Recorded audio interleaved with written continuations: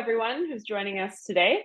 I'd like to welcome you to the Canada Fetal Alcohol Spectrum Disorder Research Network's webinar titled Emerging Research in Action, CanFASD Trainee Webinar Series 2024. Thank you all for being here with us today. So welcome everyone. My name is Kelly Harding.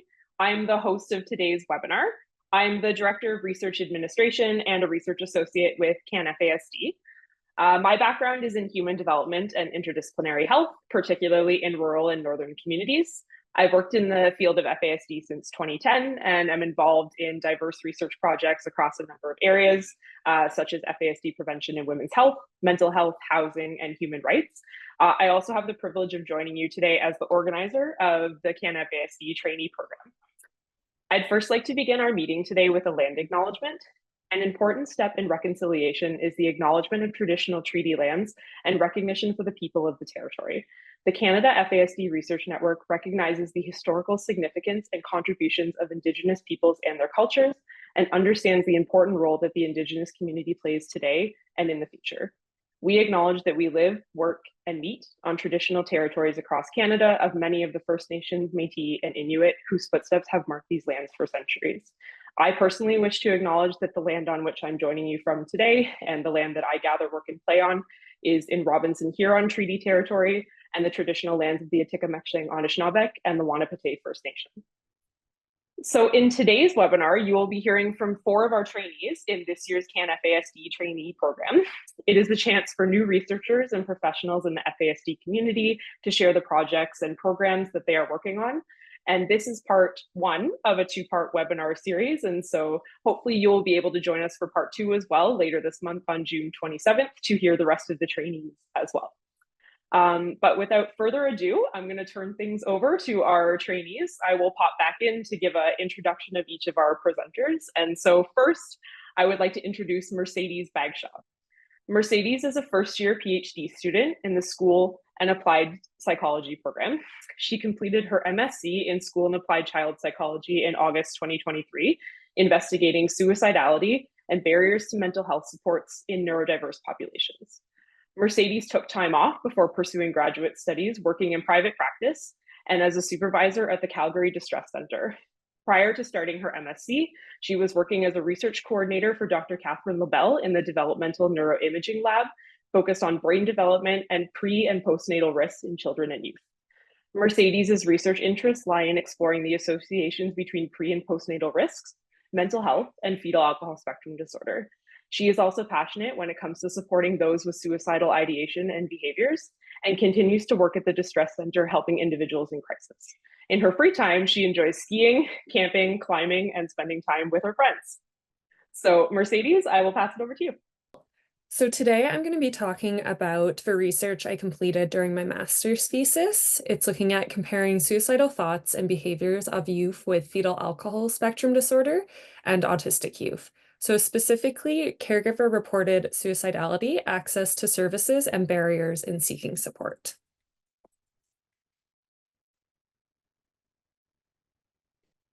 All right, so suicide is a prominent... Oh, just before we get going, so I do want to acknowledge that the topic of suicide, it can be a pretty difficult one to discuss, and especially when we're talking about youth suicide. So if this is something that people maybe need to take a step back from, I totally understand if people just need to kind of walk away for the next 15 minutes and then come back. But if not, or if at any point it feels kind of you need to step away, please do what you need to do. Okay, I'll get going now. So suicide is a prominent public health concern. According to the WHO, approximately 700,000 people die by suicide yearly, and it's the second leading cause of death for adolescents. So the development of suicide and associated suicide risk is complex. Suicide risk is produced through the interaction between predisposing factors, including personality traits, genetics, and psychiatric conditions, in addition to precipitating factors such as toxic stress and triggering events. Additionally, the impact of risk and protective factors differs significantly among individuals, and overall, it's not a simple additive association between those risks. So fetal alcohol spectrum disorder is a lifelong neurodevelopmental disorder, and it affects the brain and body of individuals who are exposed to alcohol prenatally. Current estimates are that 4% of Canadians have FASD, and individuals with FASD often have multiple factors, putting them at increased risk for developing mental health problems, including unstable homes or living in foster care, low SES, and early life adversity. So studies do suggest that up to 90% of individuals with FASD struggle with co-occurring mental health concerns. And overall findings reveal that adolescents with FASD are 5.5 times more likely than their typical peers to make a serious suicide attempt. Autism is also a neurodevelopmental disability that's core features include social communication problems, restricted and repetitive behaviors, interests, and activities. Autism has around a 1 to 2% prevalence in Canada, and studies suggest individuals with autism are also at heightened risk for suicide due to co-occurring mental health problems and social challenges. Autistic youth are 6 times more likely to attempt suicide and 2 times more likely to die by suicide than their non-autistic peers. Individuals with autism and individuals with FASD often have compounding physical and psychological health challenges, and studies do find that these groups have high rates of healthcare service utilization. Further, individuals with neurodevelopmental disabilities and mental health disorders face multiple intersecting stigmas. So including stigma at multiple levels, including structural, which can be seen in overall policy, law, healthcare, interpersonal stigma, which is interactions with others, and then also internalized stigma. So that's just beliefs about self as well. All right, so youth with FASD and autistic youth are at increased risk of suicide, yet research into the antecedents of suicide is really limited. Existing literature on NDDs and suicide generally compares back to the general population, and this really ignores the heterogeneity that exists across NDDs and individual factors that contribute to suicidality. With increased healthcare service utilization and increased suicide risk in these populations, few studies have really explored experiences of accessing healthcare for neurodiverse youth, especially during times of crisis.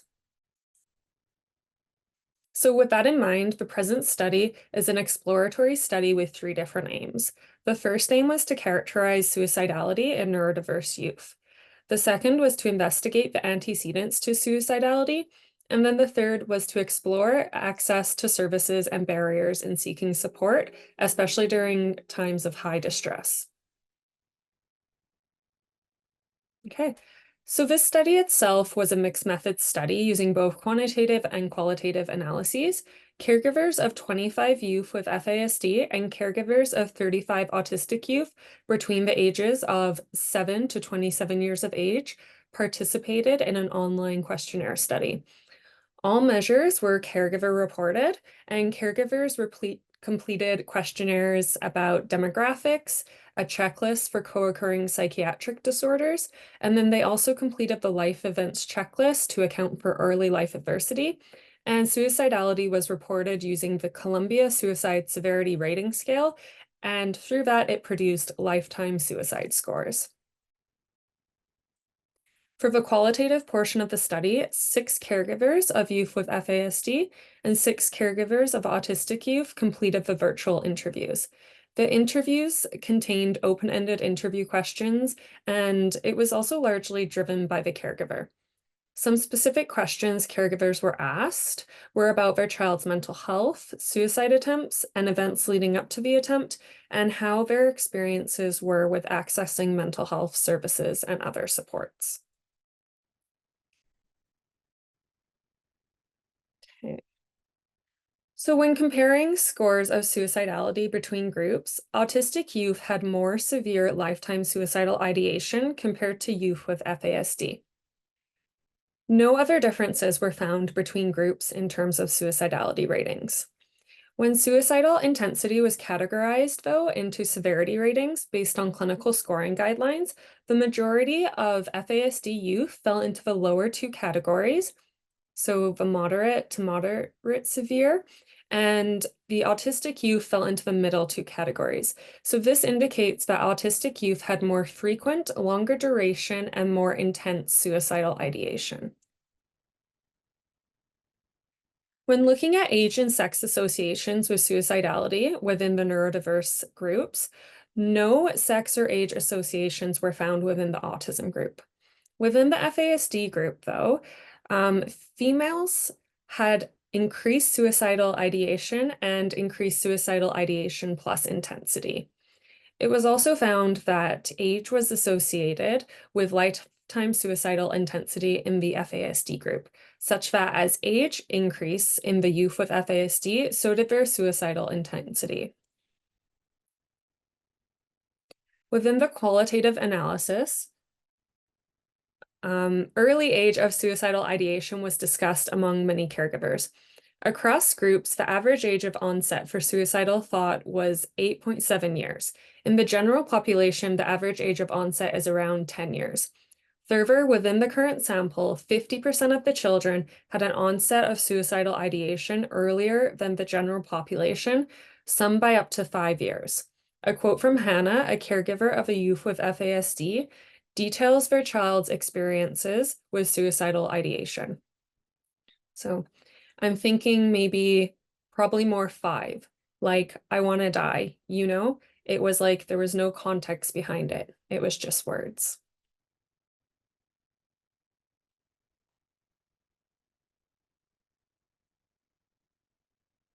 Moving into looking at co-occurring psychiatric conditions and suicidality, 91% of the youth with FASD and 40% of autistic youth had at least one co-occurring psychiatric condition.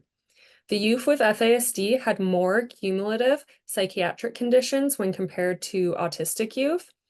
And so both groups, cumulative number of co-occurring psychiatric conditions was significantly related to all lifetime suicidality scores. So this is really showing that the more psychiatric conditions individual had, the worse suicidal ideation, intensity, and behaviors they experienced.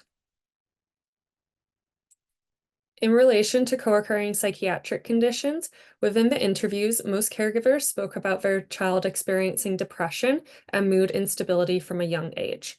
They additionally spoke of issues with big emotions or not having the coping strategies or tools to deal with big emotions, both of which were highlighted as antecedents to suicidality. In a quote from Esther, a caregiver of an autistic youth, she speaks about these concerns. I think they happened, suicidal thoughts, at the same time, but I think self-harm, was more of a pressure release, more of a I have no other skills in my toolbox to deal with these really big emotions.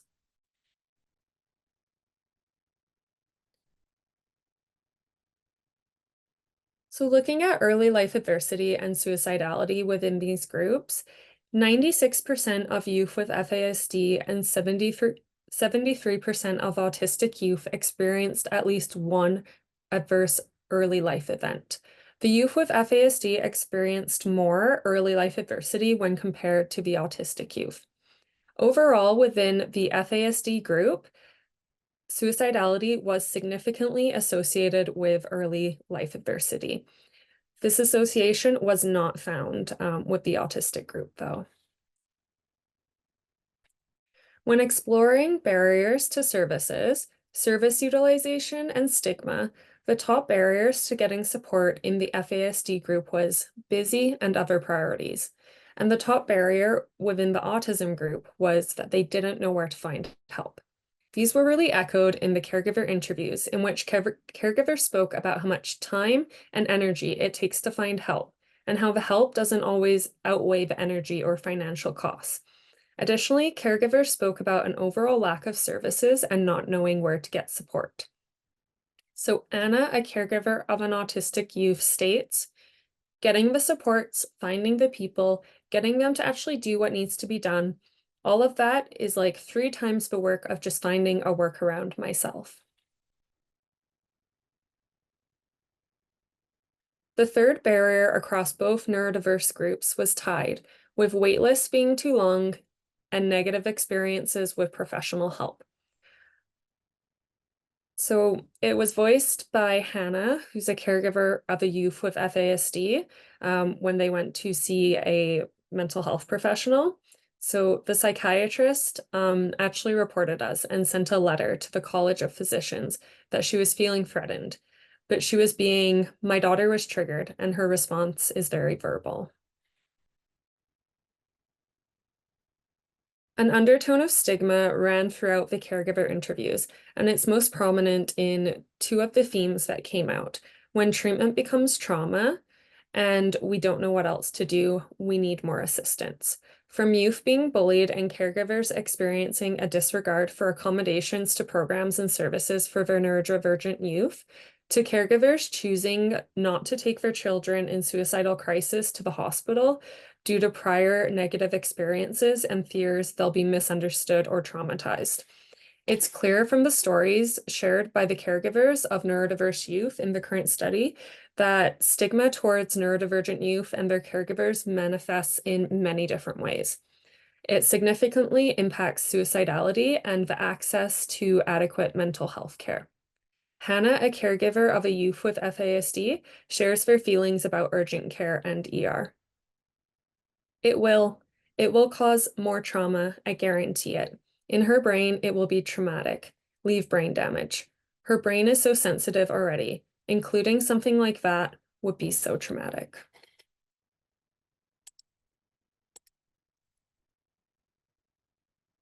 So the current study really highlights that suicidal ideation begins early in neurodiverse youth and with high intensity. In both groups, the average age of onset was prior to 10 years of age, with some experiencing suicidal ideation as early as 5 years. Caregivers express that these early suicidal thoughts tended to be related to emotional regulation difficulties and that their children struggled from an early age with depression and mood.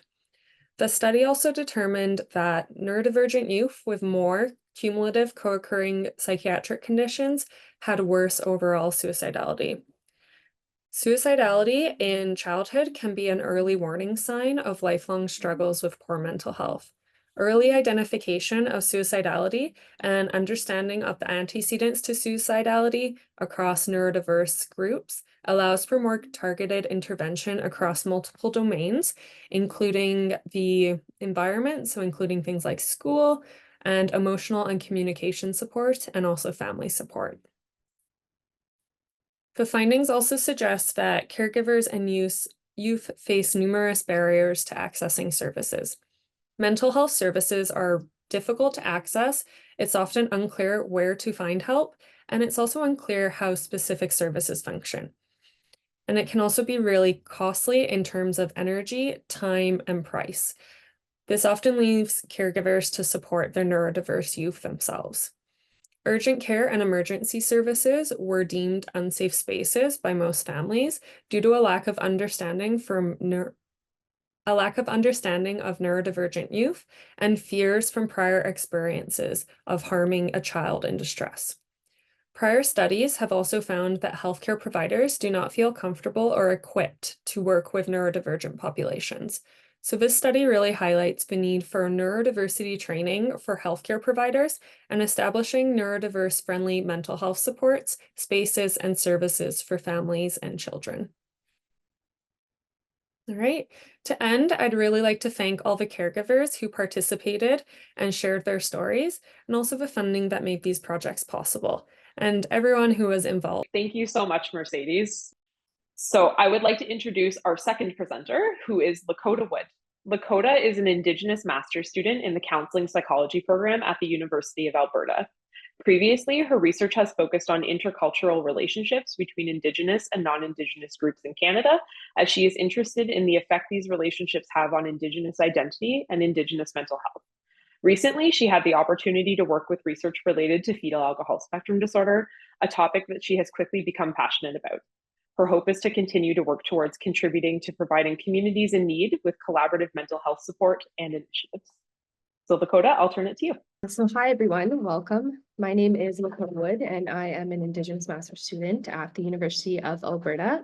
Before we begin, I would just like to respectfully acknowledge that I currently reside and work on Treaty 6 territory, which is the traditional lands and gathering place for many diverse Indigenous peoples and communities. I am a member of the Whitefish Lake Plains Cree First Nations, and I was born and raised near Edmonton, Alberta. So today I will be presenting on fetal alcohol spectrum disorder and Indigenous research methodologies, specifically incorporating Indigenous research methodologies and best practices for FASD prevention. So this presentation is really geared towards learning about further knowledge and awareness about the topic, as well as just sharing my own personal experience learning about this information rather than answering a specific research question. So to start, I just wanted to give a really brief overview of the presentation. We'll start off discussing and exploring some of the more relevant definitions. We'll then move on to talking about the historical context of Indigenous groups in Canada and FASD, as well as Indigenous groups and the concept of research itself and why it is so essential and so important to continue to incorporate a culturally appropriate and collaborative approach. And this is essential when it comes to any kind of research that is being done with Indigenous groups. But of course, today we are focusing on FASD research specifically and the ways in which we as researchers or service and care providers can continue to contribute and collaborate in ways that are respectful and culturally safe. We'll then discuss the inclusion of FASD in the Truth and Reconciliation Commission's calls to action and discuss Indigenous approaches to addressing these calls through prevention efforts. I will then talk a little bit more about specific resources and recommendations from my own personal experiences for implementing Indigenous approaches to these prevention efforts before concluding the presentation.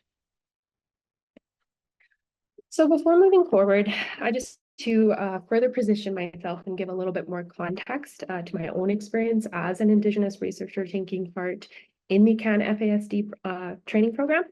So before the program, I didn't have a lot of previous experience within the field of FASD research, and I feel that it's really important for me to highlight how this training program has really allowed me the opportunity to immerse myself within this topic and also explore how my own experiences and knowledge with Indigenous research methodologies, practices, and collaborations are applied within this field, specifically with regard to prevention efforts within Indigenous communities. So Indigenous research methodology is a research tradition that seeks to move beyond a Western and scientific framework or understanding of knowledge and focuses on cultivating and honoring holistic methods that are grounded within traditional Indigenous ways of being, doing, and knowing, while also recognizing and resisting colonial past and current harms. So these methodologies or paradigms honor the belief that knowledge is relational, it's purposeful, and it encompasses many perspectives and many truths. Indigenous research methodologies exist in many different forms, including different forms of storytelling or sharing, the creation of traditional arts, ceremony, visiting, personal reflections, conversations, and much more. So these are just a few examples. But it's important that this is a methodology that is determined, guided, and driven by the Indigenous community involved, and which honors and centers Indigenous cultures and worldviews.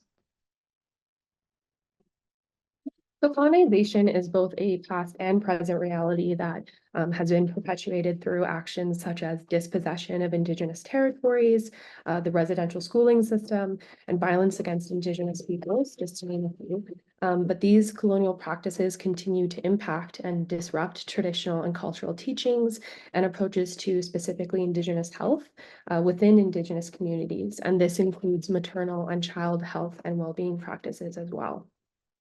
So historically, Indigenous research has been conducted on rather than with Indigenous peoples in Canada. And Indigenous peoples have previously been the subjects of research endeavors rather than the collaborators and the creators, leading to further disruption of traditional ways of knowing at the expense and the exploitation of these communities.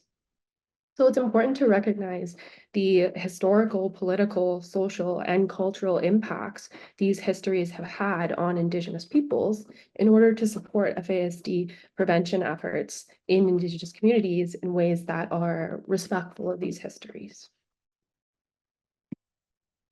So although earlier studies did show high rates of FASD within Indigenous populations, these studies are quite outdated and also have significant limitations and methodological issues, such as overarching generalizations made about all Indigenous peoples in Canada without taking into account the diverse cultural, traditional, linguistic, and geographical backgrounds of these groups. These earlier studies were also mainly conducted by non-Indigenous researchers through a Western lens or methodology, and we're not grounded in Indigenous knowledge or literature.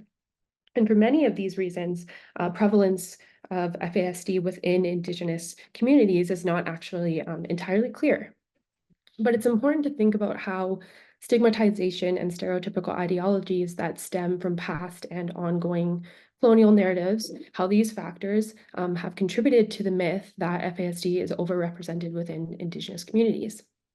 So despite the limitations and the issues with previous research, FASD has been identified as a public health concern among Indigenous peoples, and this was reflected in the 2015 Truth and Reconciliation Commission's final report, which states the need to address and prevent FASD and develop in collaboration with Indigenous people FASD prevention programs that can be delivered in culturally appropriate ways.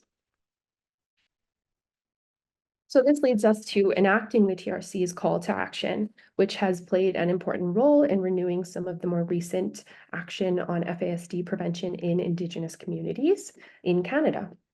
So specifically, I want to highlight the consensus statement, the 8 tenets for enacting the TRC's call to action, which was developed in collaboration by and with both non-Indigenous and Indigenous communities and organizations across Canada.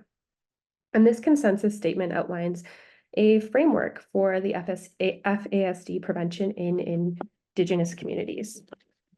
So these 8 tenets include centering prevention efforts around Indigenous knowledge systems and understandings of wellness as a balance between physical, spiritual, emotional, and mental realms of well-being, using a social and structural determinants of health lens to further acknowledge the ongoing impacts of colonialism on structural inequality, highlighting the importance of relationships and focusing on supporting cultural and emotional connections with family and community, focusing on efforts that are determined and guided by specific Indigenous community needs and that which are community-based and community-driven, as well as the use of wraparound supports, including community supports which already exist through connections to Indigenous culture and extended family, as well as centering holistic care around mothers and their children to foster outcomes that may increase self-determination and prevent further trauma.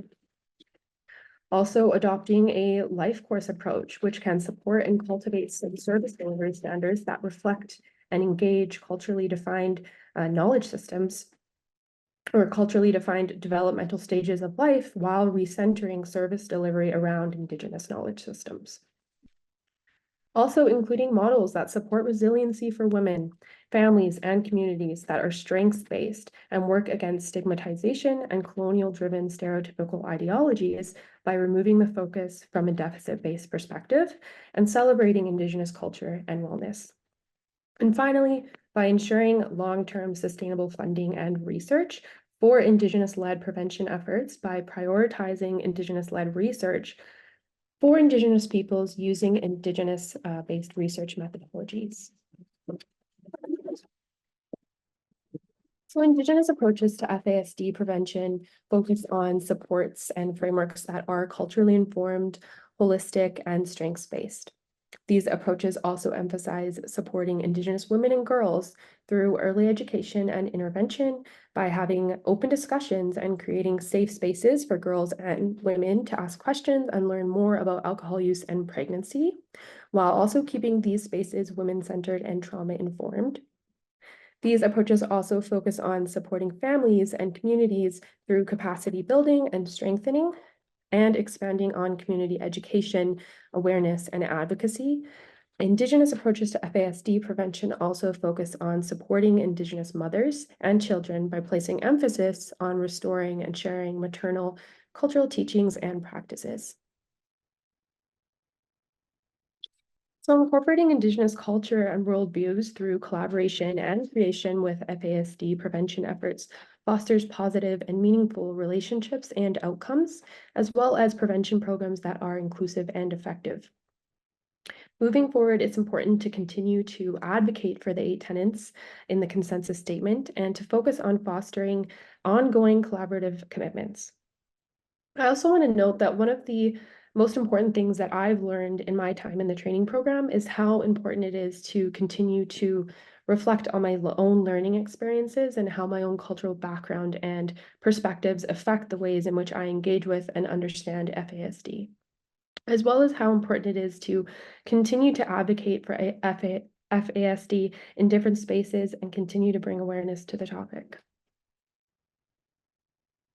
To conclude the presentation, I just want to wrap up by highlighting how important it is for us as either service providers, caregivers, or researchers within the field to continue to recognize, understand, and address the unique cultural needs that Indigenous individuals with FASD and their families may have, and that we continue to acquaint and immerse ourselves with the cultural supports that are available for these communities. And we can work towards this by continuing to explore the resources that are currently available and that are currently being made available through the use of things like reflexivity. So really reflecting on the ways in which we engage with and access these types of resources, and the questions or thoughts that may come to mind when we are gathering more information or skill sets or whatever else it might be that's going to help us to continue to do this great work. Thank you so much. Thank you very much, Lakota, for that beautiful presentation. Such a critically important topic, and one that certainly at CanFASD we've been having a lot lately. So I'm really excited for further conversations and thinking through how we can continue to do this work collaboratively and all learn together and do better. So with that, I would like to introduce our third presenter today, Cara and Anya. Cara is a first-year PhD student in the School and Applied Child Psychology program. Born and raised in Calgary, Alberta, Cara completed her Bachelor of Arts honors degree in psychology at the University of Calgary. Her research focused on chronic pain, sleep, and trauma in youth. Upon graduation, Cara worked as a clinical research coordinator for Dr. Melanie Noel, where she helped determine the various biopsychosocial factors surrounding acute, surgical, and chronic pain in youth. Within the Enhance Lab, Cara is interested in characterizing the pain experiences of youth with FASD. Cara also completed 5 years as a varsity wrestler at the University of Calgary and continues to coach for the university. In her free time, she likes to attend fitness classes and spend quality time with her friends and family. So Cara, I will pass things to you. Hey, thanks, Kelly, and hello everyone who is on the webinar. I'm just gonna share my slides quickly. Okay, so I am broadly going to be presenting today on pain in youth with prenatal alcohol exposure and or fetal alcohol spectrum disorder. But this is kind of new in stage in my proposed research for my dissertation. So I'm going to be talking about a few different areas here. And overall, I guess before going into it, the pain experience of youth with all neurodevelopmental disabilities is very misunderstood and underrepresented in research. And as a scientist practitioner, I really aspire to develop this unique area of research on the pain experiences of youth with NDDs, and more specifically, youth with FASD, and then integrate this research into my clinical practice as well. And so I guess the ultimate goal is for the research to inform advances in clinical practice, incorporating more accurate pain assessments and treatments into standard interventions for all youth with NDDs and youth with FASD. So I will, so a bit of background. Pain is a universal experience that can result in mental health issues, academic and social challenges, and a reduced quality of life. And functional deficits in youth with FASD are often thought to only or mostly be caused by prenatal alcohol exposure, but we know there are many other contributing factors. So these mental health issues, academic challenges, and quality of life reduction are issues that children with FASD also often experience. And despite the increasing amount of research in the area of FASD, there has been little to no examination to date into the rates and impact of pain in this population. So given that FASD impacts more Canadian youth than other neurodevelopmental disabilities, pain may and likely does play a key role in the already complex profiles of these youth. So I started off by conducting a systematic review last year, and it was across many different neurodevelopmental disability groups, but I'm going to present the FASD stuff specifically. So this novel systematic review characterized and described the experiences of pain in youth with prenatal alcohol exposure. I used all the PRISMA guidelines to track and illustrate our study. And so studies were identified through multiple different database searches, really dove deep and had no restriction on the year of publication. And to be included in the review, studies needed to include youth with prenatal alcohol exposure or FASD, age newborn to 24 years, and examine any aspect of pain. And from ever to now, there's only 2 studies that look into these groups. So I'll go into those a bit more on the next slide. Here's the table. So one study looked into chronic headache pain in youth, and then one was infants, and they were assessing the biobehavioral reactivity to a painful experience. And so Aruda et al., if I'm pronouncing that right, found that PAE more than doubled the chances of youth chronic daily headaches. And then Oberlander et al. Found that newborns with PAE had less reactivity and less behavioral arousal to a painful experience. But to date, no study has comprehensively characterized pain in youth with PAE or FASD. And so research is really needed to fill this gap in existing knowledge and also our clinical practice. So I'm going to present some preliminary findings. So we work alongside the PEACH study with Dr. Catherine LaBelle, and youth are recruited through this ongoing longitudinal study examining the mental health trajectories in children with PAE. It's out of the University of Calgary. So I'm just going to show some preliminary findings on the pain characteristics of these youth. The participants included 8 youth that presented with pain between 7 and 17 years of age with confirmed PAE, and then their caregivers also completed measures pertaining to youth pain. So I just pulled these 3, looked into their demographics, the pain questionnaire, which assesses pain intensity, frequency, location, chronicity. We ask where the pain is located in their body, and then pain interference. So how much their pain interferes with their daily functioning is a PROMIS 25 subscale. So from caregiver report, as reported by the caregivers, 6 out of 8 youth experienced pain. And of these 6 youth, 2 of them reported chronic pain, so that's pain lasting greater than 3 months. 75% of them reported pain once or more a week. The pain interference T-score is comparable to samples of chronic pain youth in the general population, or youth in the general population that experience chronic pain, and most of them had pain located in their muscles and joints. So this was from caregiver report.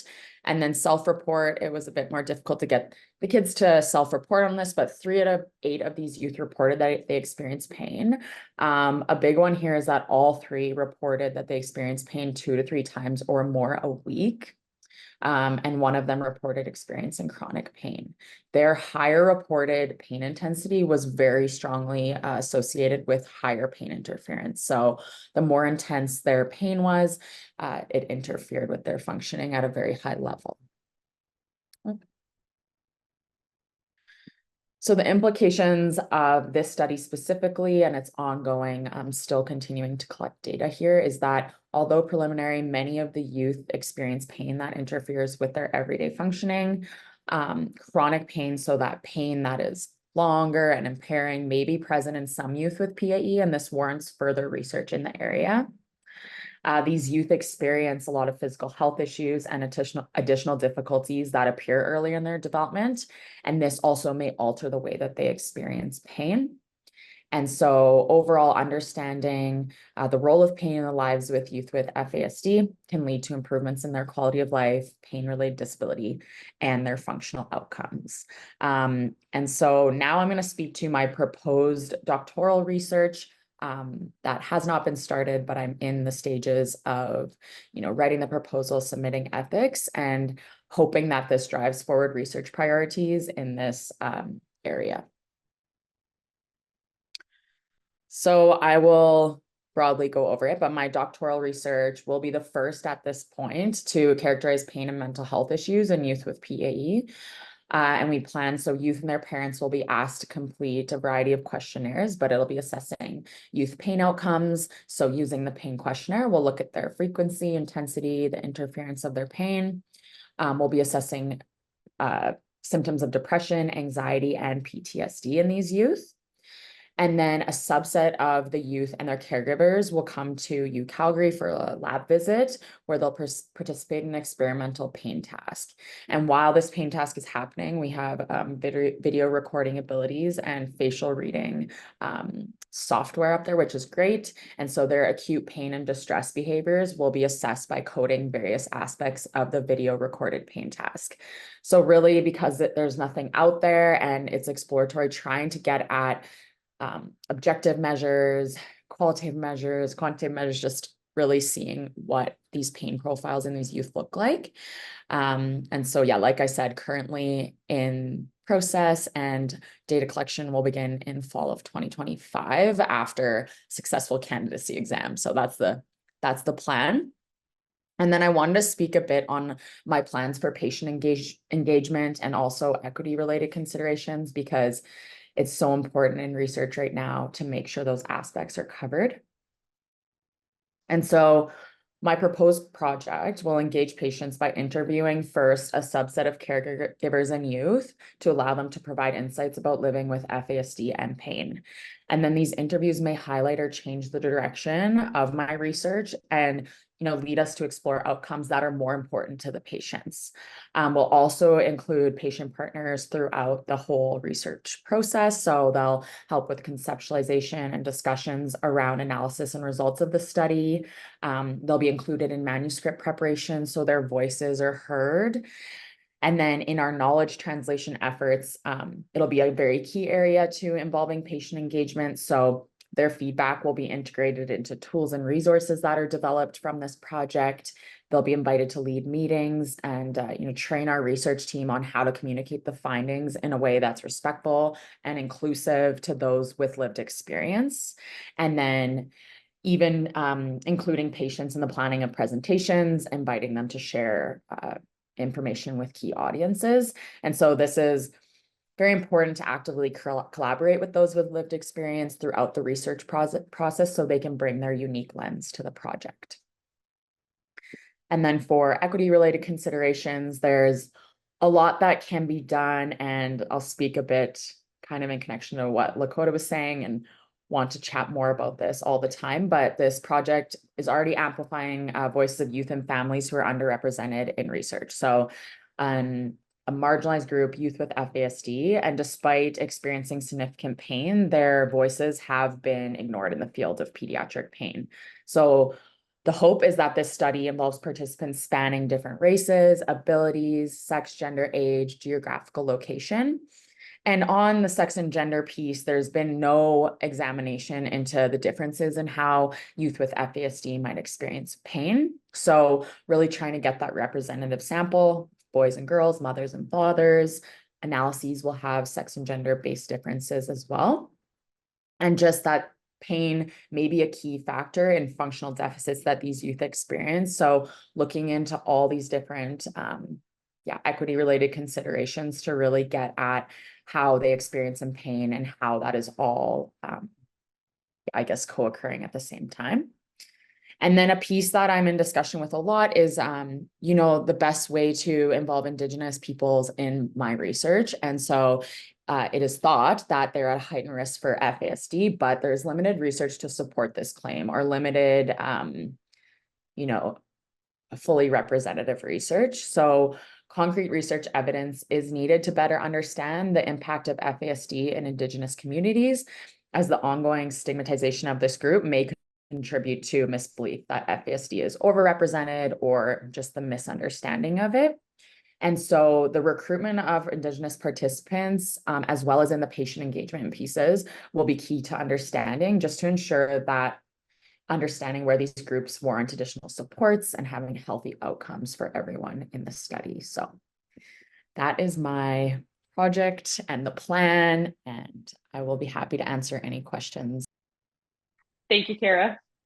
Super interesting and awesome presentation, and such a novel research area. And I know even from my own personal experience of like coming up in my own career of working with caregivers and families, they talk so much about pain. So from like a quote unquote anecdotal perspective of both the hypo and hypersensitivity to pain. So I know it's a really important aspect for caregivers and individuals with FASD in communities. So really awesome to see that there's actual evidence-based research starting to look into that area. Yeah, so far anecdotal. Thank you.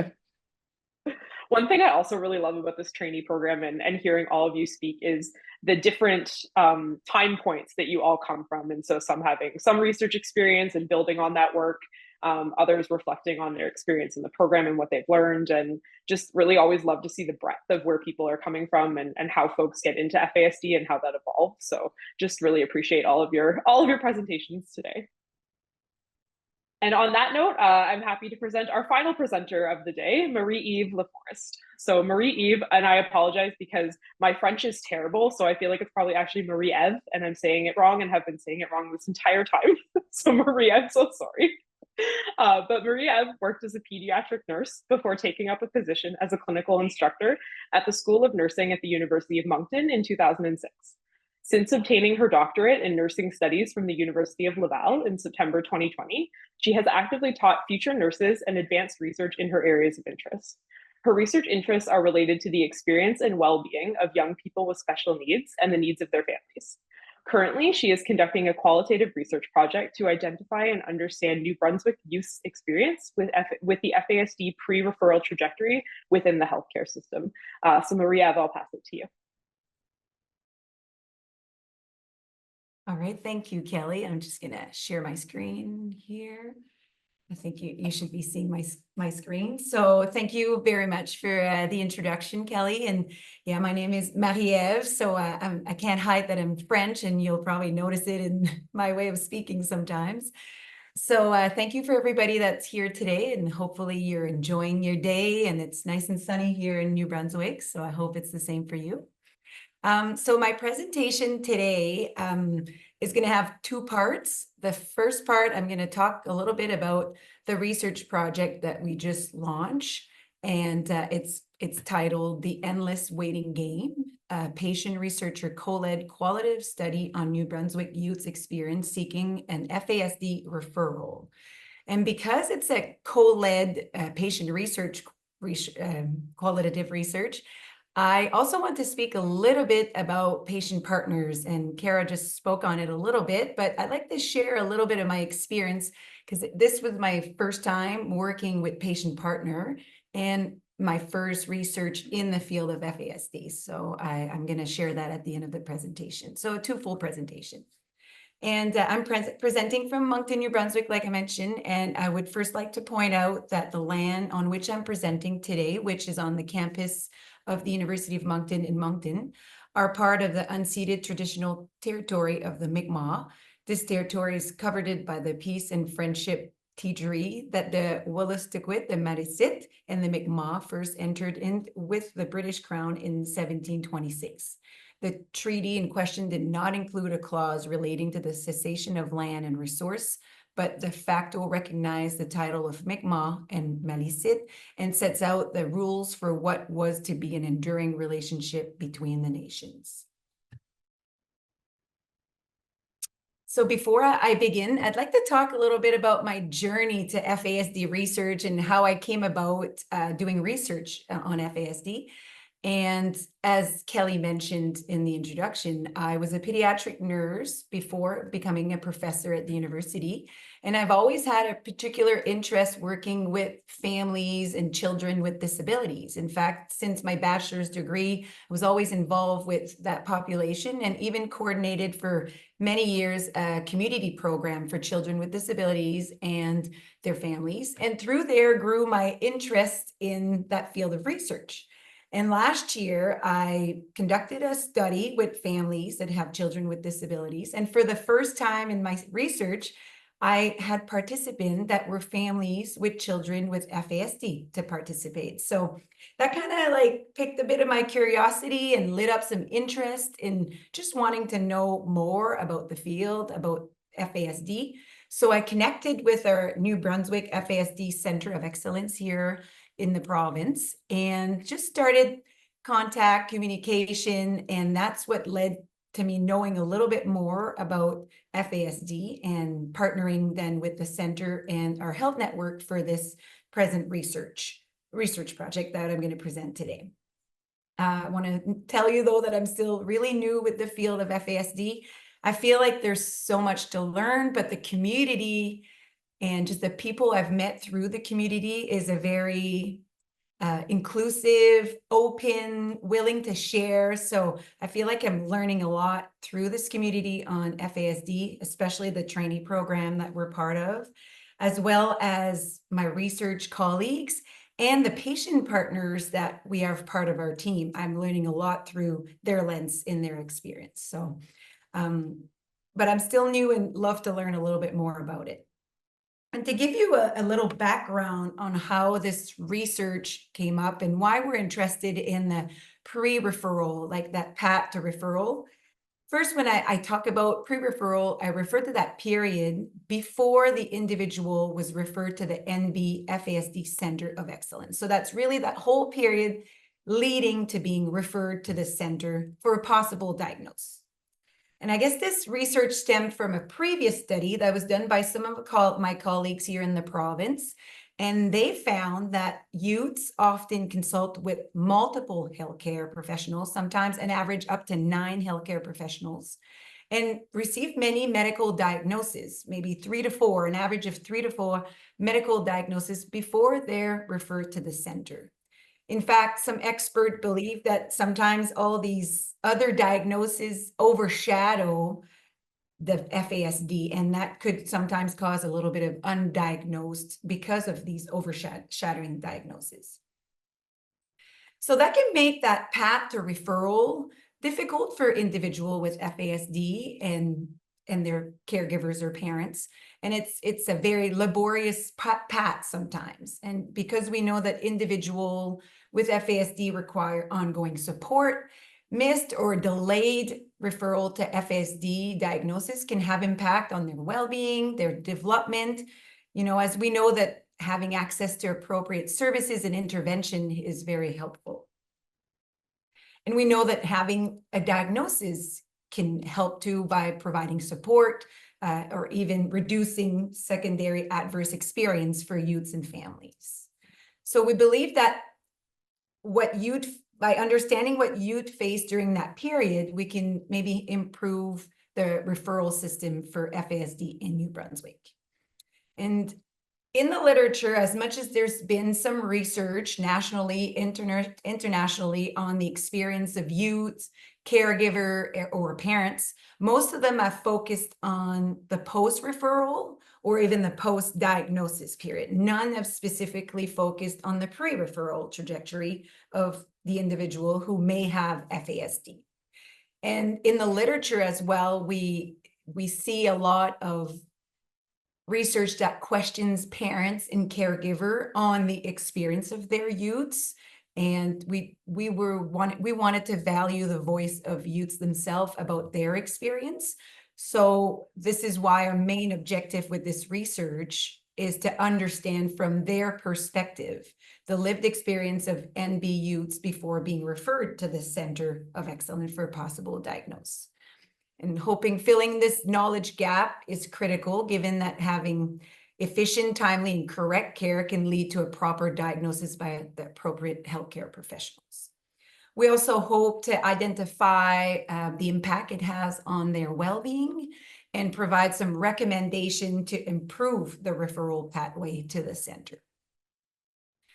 So I'm going to talk a little bit about the methodology, but we just launched the research, so I have no results to necessarily share, but in the sense of the methodology, because it's a co-led research project, our patient partners, and for those that may not be as familiar with research, there's a lot of discussion around the questions and the inclusion criteria and how we're going to go about to recruit participants. And there's a lot of discussion within the team before we actually can launch or prepare a whole protocol. So our research partner have participated in every phase of our research.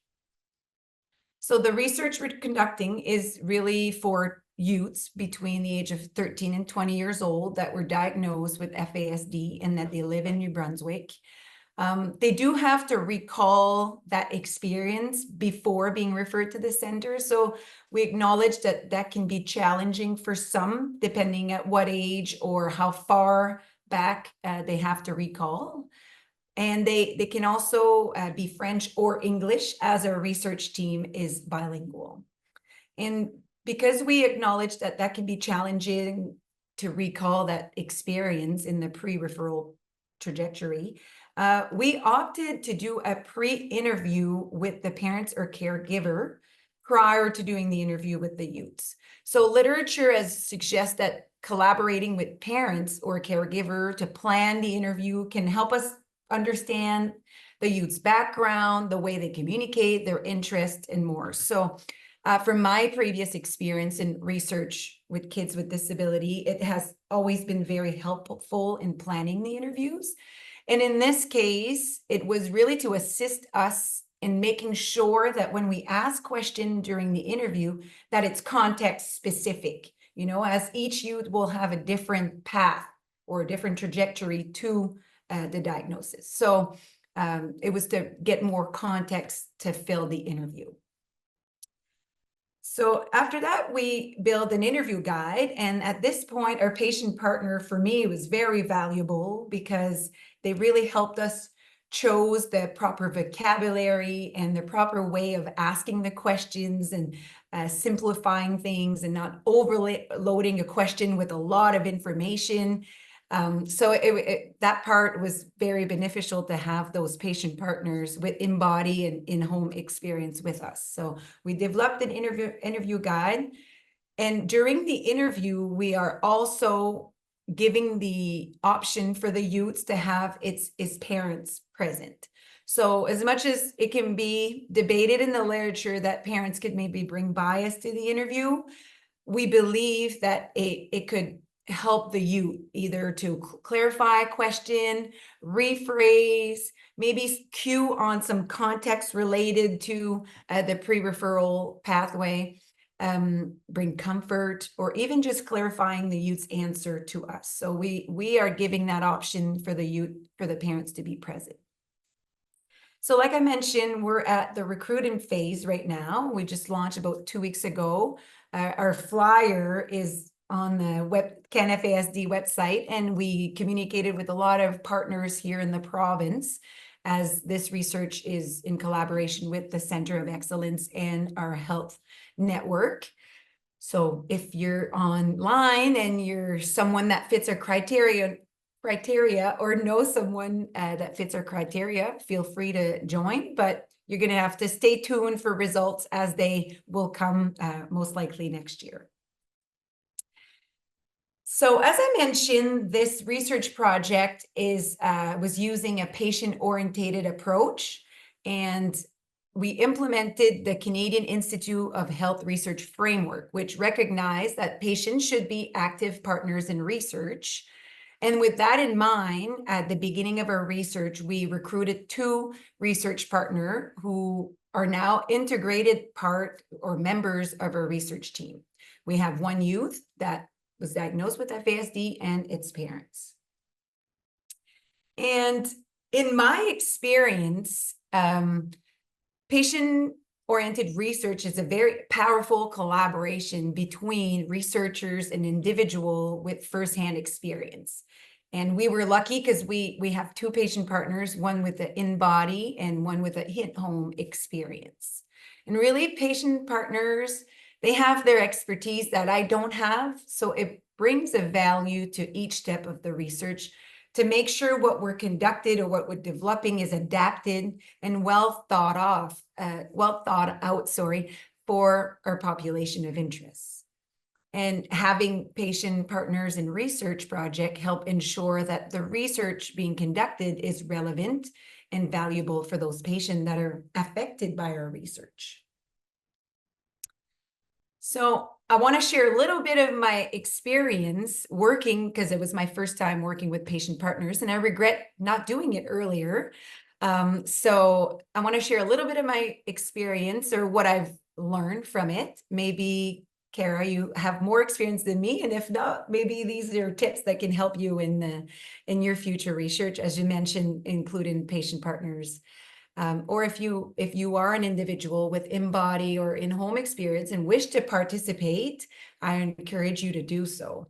So for me, what was really helpful, or maybe when we reflected as a research team too, being open to learn from the patient partners' experience and really allowing their expertise to shine, like treating everybody as equal on our research team and not just us researcher coming with the research knowledge, but every piece is valuable. So everybody brings a valuable part of the research because everybody have their own expertise. So for me, it was very being open to that, being honest and taking time to build that trusting relationship with the team members. As I know that with individual with FASD, trust is a very important, and I think with a lot of people too, but trust was very important. So building that relation with our patient partner was valuable.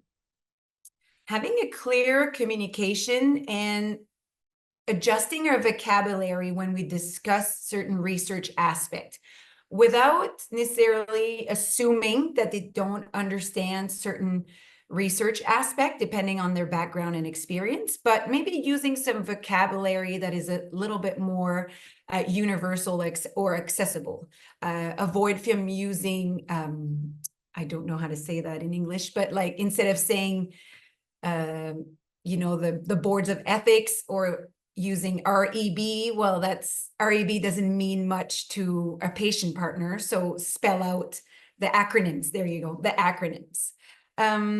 So that was very helpful, knowing that and understanding that. So giving also time and space to patient researcher partner to share their opinion and knowledge, as we know that sometimes it can take time to process the information that was given, or even just reflect on what they want to share in that time. So making sure that they have the time and space to share their knowledge. And for us, we sometimes took a second meeting to say, okay, let's think about it and then come back to it. Or even we met in a smaller group on certain specific things that we wanted the patient partners to be involved deeply. So just making sure that there's that time and space for patient partners to share. Clarifying everyone's role. To be honest, my first time, I didn't know how much do I want, or how much should I involve the patient partners in every decision? How much should they be involved in deciding this research project? And I think that it all depends on the patient partner. We have patient partners that have a big interest in the research field and they want to be involved. So I think aligning, the level of involvement with their expectation is important. So clarifying that in the beginning. We did some periodic check-ins too, just to make sure we were on the right track and it was going as everybody wanted. And then obviously maintaining a respectful and compassionate research environment where patient partner feels safe to share their opinion and expertise. So to me, patient-oriented research was a very positive experience, and I really hope to incorporate this type of approach in my future research. So I thank you. I left my coordinates there and the research email too, if anybody is interested in talking with me. Thank you. Well, thank you all so much for being here today and for sharing. I can't wait to see what you all do next and look forward to having you back to update all of our members about the outstanding work that you're doing. So a big thank you to our presenters today. And to our audience, I would like to thank each of you for joining us today and hope that you'll join us for our future webinars. Please join us for part 2 of this webinar series, which is taking place on June 27th. And it's a webinar-filled month of June. We also have another webinar next week on June 14th, which is talking about how your organization can prepare for FASD month coming up in September. So to get more information on CanFASD and to stay in the know with respect to all of our upcoming webinars, resources, information, please check out our website at www.canfasd.ca or follow us on our social media channels to find out our resources.